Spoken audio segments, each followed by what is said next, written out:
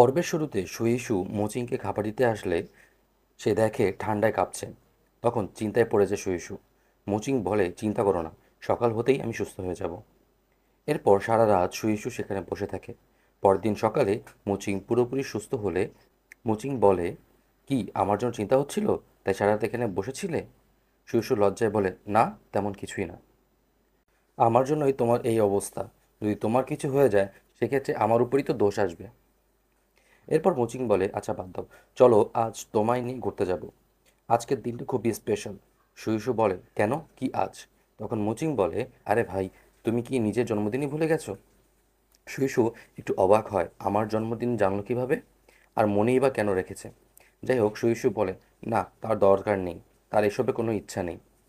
মুচিং বলে, আচ্ছা এটা কেমন হয় যদি আজকের জন্য আমি তোমাকে মুক্ত করে দেই? তুমি যেখানে চাও ইচ্ছা যেতে পারো, যা ইচ্ছা করতে পারো।